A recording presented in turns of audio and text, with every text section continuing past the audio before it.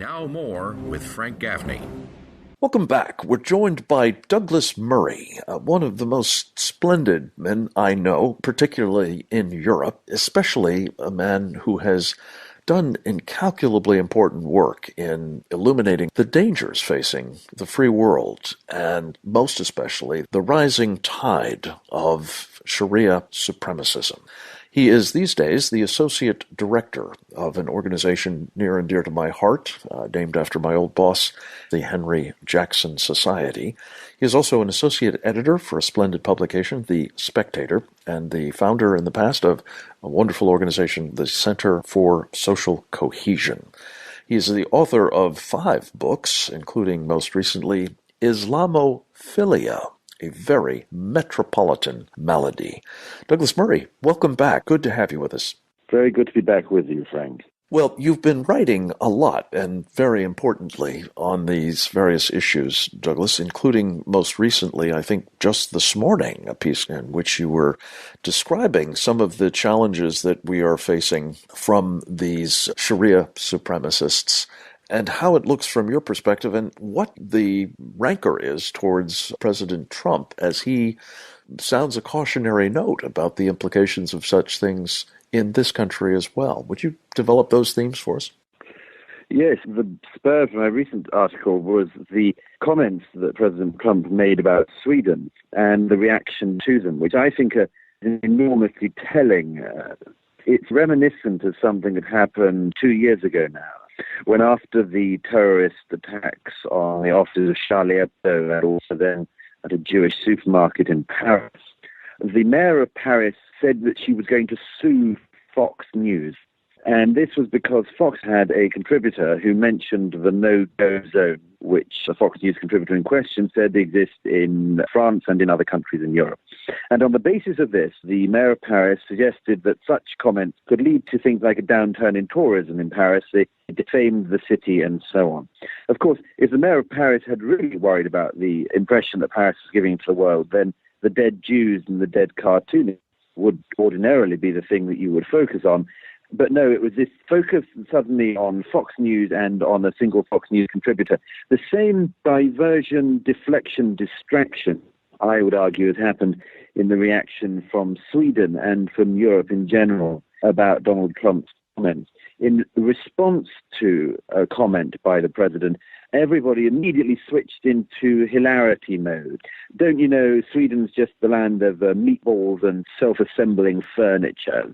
And it's a very unhealthy thing, I would argue, in Europe, that we're in this mode where the person who points to a problem becomes the subject of the ire.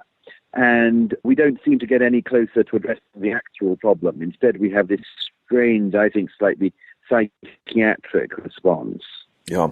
Douglas, you have been subjected to a fair amount of this yourself, needless to say, as one of the most forthright critics of this kind of conduct by people who are seeking to impose, among other things, Sharia blasphemy laws on Europe and elsewhere in the West. I wonder, as you're speaking to an American audience at the moment, what of the things that are manifesting themselves in Britain should be top of mind for us as we're contemplating the state of our union, yes, but also the sort of state of the free world? Well, this may seem too general a point, but I think it's important, is that I just urge people to consider the truth of things that even their political opponents say. There's an extraordinary thing that has happened in Britain in recent years. It's happened in Europe in recent years, whereby because you don't like the person or didn't vote for the person who's saying something, all of your energy goes to lambasting their claims. And instead, I said this to a Swedish MP on the BBC, it really is just so much easier in the long term if instead of ridiculing, you try to address the substance of the claims and the problems that people identify. This is such a broad thing that it's almost useless, but I think it is vital. It's vital when people point to real problems that exist. Instead of fighting this shallow political war on it, people consider the veracity of the truth of what is being identified and try to respond to it. I said to this Swedish MP a couple of days ago, our experience in Britain is it's much better if you don't cover things over. In the long run, it's going to be a lot easier for you to face up to the challenges rather than to try to laugh them away and kick them under the carpet for another few months. Yeah, well, I'm sure that member of parliament didn't take it very well, but it's great advice. Douglas, of course, at least in part, what you've described here is, it seems, fueling a real antipathy on the part of a great many people in Europe for those who are in the sweeping it under the carpet mode or suppressing of free speech or other evidence of a serious problem. Give us just a quick flavor of how the possibilities of a Trump-like response might manifest itself in Europe in the days ahead. Well, consider this. The response in Europe and much of America to Donald Trump's proposed temporary ban on people from 7 unstable Muslim-majority nations coming into the U.S. Consider the reaction to that. It was almost entirely fury, denunciations, this is Nazism, this is fascism, and so on. But consider that at around the same time, a think tank in London called Chatham House, very establishments, carried out a poll of 10,000 people in 10 European countries. And this poll asked whether they agreed with the statement that there should be no more Muslim immigration into their countries. And of the populations in the 10 European countries, including the majority in 8 of those countries, the majority of the public said that they didn't want any more Muslim immigration into their countries. And of the only 2 countries in which the sentiment was minority opinion, one of them was Britain. And in Britain, only 47% of the public said that they didn't want any more Muslim immigration into their country. And when you consider the divide between the acceptable opinion and indeed the mainstream opinion in the public sphere, in the press, in almost all political discourse, and then reflect on what now is majority opinion in most countries in Europe, you see, I think, a very startling divide. And it's one that has been growing and growing because, as Daniel Pipes pointed out a couple of years ago, we've been in this phenomenon where, whilst the public are running to the right, their politicians, in consequence, stampede towards the left.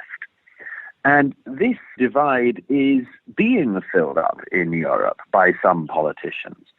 But it's a very patchy picture, and it's certainly not a coherent one at present. We face the elections in the coming months in Holland in March. We've got the first round of the French presidential elections in April, and then later in the year after summer, elections in Germany.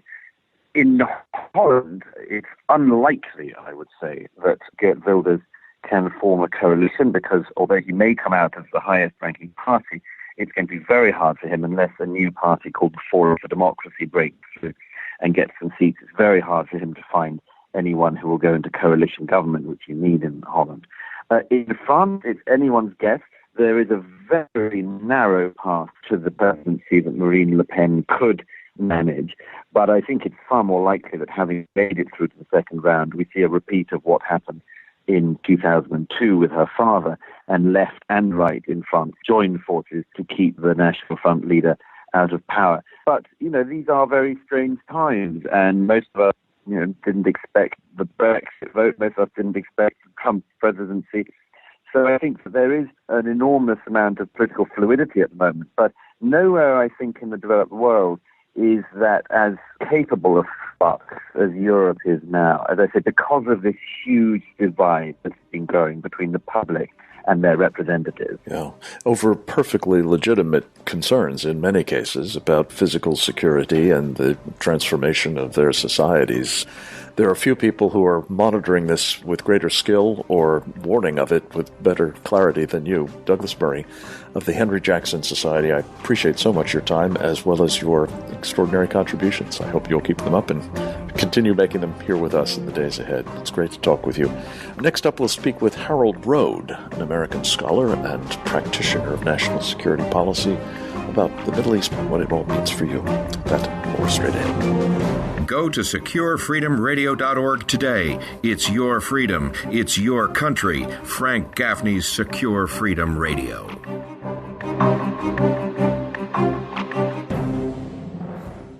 We will make America great again.